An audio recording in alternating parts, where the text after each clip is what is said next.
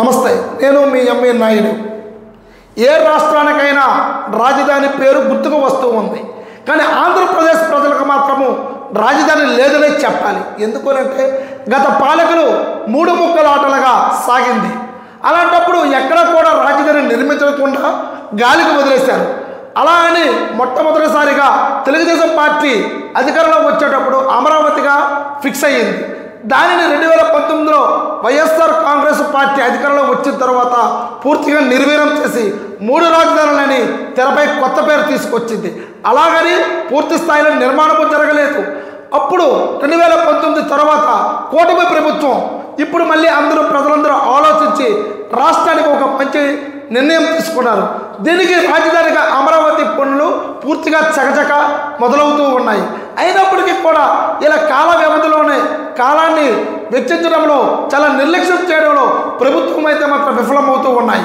కానీ ఇప్పుడు మద్రాసు నుండి ఐఐటి నిపుణులు వచ్చి పూర్తి క్షేత్రస్థాయిలో అమరావతిలోని అక్కడ ఉన్న ఏ విధంగా అయితే అక్కడ పనులు ఆగిపోయే అమరావతిలో దాన్ని పరిశీలిస్తూ ఉన్నారు.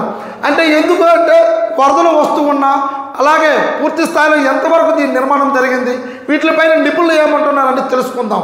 నిపుణులు అయితే మాత్రము ఇవన్నీ కూడా క్షుణ్ణంగా పరిశీలించిన తర్వాత ఒక నివేదిక వచ్చిన తర్వాత ప్రభుత్వానికి మేము ఒక నివేదిక ఇస్తాం. ఆ నివేదిక ఇచ్చిన తర్వాత అక్కడ ఉన్న నిర్మాణ పనులు ఎంతవరకు ఆగిపోయాయి, ఆ స్టాండర్డ్ ఎంతవరకు ఉంది అనేది అయితే మాత్రము ఐఐటి నిపుణులు అయితే క్షేత్రస్థాయిలో పర్యటిస్తూ ఉన్నారు అమరావతిలో.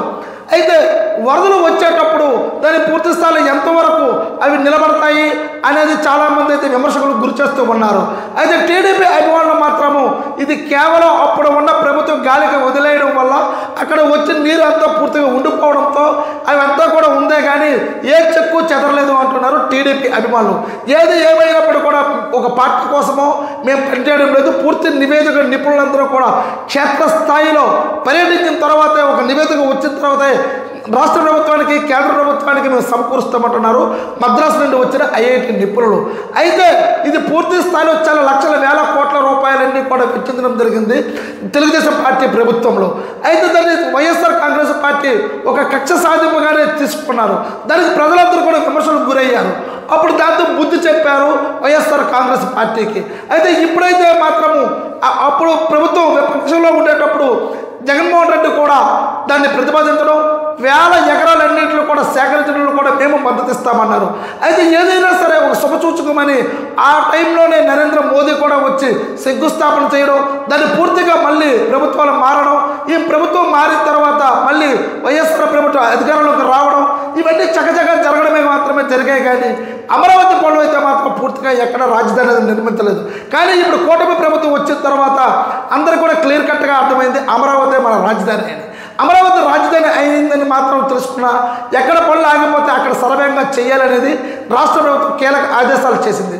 దీంతోనే కేంద్ర రాష్ట్ర అక్కడ నివేదికతో పాటు పూర్తి స్థాయిలో దానికి వెచ్చించి దానికి కావలసిన వనరులన్నీ ఏర్పాటు చేసి అసలు క్షేత్రస్థాయిలోనే దాన్ని పరిగణలోకి తీసుకొని ఏ మాత్రమైతే బిల్డింగ్లన్నీ పనులు ఎక్కడ ఆగిపోయాయో అవి భవిష్యత్తు కార్యాచరణకి ఎప్పటికైనా సరే. ఎందుకంటే అమరావతి అనేది ఒక రాజధాని అనేది మళ్ళీ ఇక్కడ తీసి ఇంకొక దగ్గర ఒక ప్లేస్ నుండి ఇంకొక దగ్గర మార్చడానికి అవకాశం ఉండదు. అప్పుడు వేల లక్షల కోట్ల మళ్ళీ వెచ్చించాల్సి ఉంటుంది. ఈ డబ్బుల్లో కూడా ప్రజలదే కాబట్టి దీన్ని మాత్రము క్షేత్రస్థాయిలోనే ప్రజలకు విజనరీ నాయకుడిగా నారా చంద్రబాబు నాయుడు గారు, డిప్యూటీ సీఎం పవన్ కళ్యాణ్ వీళ్ళందరూ కూటమి ప్రభుత్వంలో భాగస్వామ్యులు కాబట్టి వీరి పూర్తి క్షేత్రస్థాయిలో ప్రజలకు మేము ఒక అమరావతిని అయితే మాత్రము మేము పనిచేస్తాం, పూర్తి చేసి ప్రజలకు ఇస్తాం, దానికి ఇబ్బంది లేకుండా పనులు చేస్తామంటున్నారు కూటమి ప్రభుత్వం. అయితే ఈ నివేదికలు వచ్చిన తర్వాతనే మేము పూర్తి క్షేత్రస్థాయిలో దీన్ని మీకు చెప్పగలమంటున్నారు ఐఐటి నిపుణులు. ఏది ఏమైనప్పటికీ కూడా ఎప్పటికైతే ఒక క్లియర్గా అర్థమైంది అమరావతి రాజధాని అని ఆంధ్రప్రదేశ్ ప్రజలకు. చూస్తూనే ఉండండి ఎంఈ న్యూస్. నేను మీ ఎంఈ నాయుడు.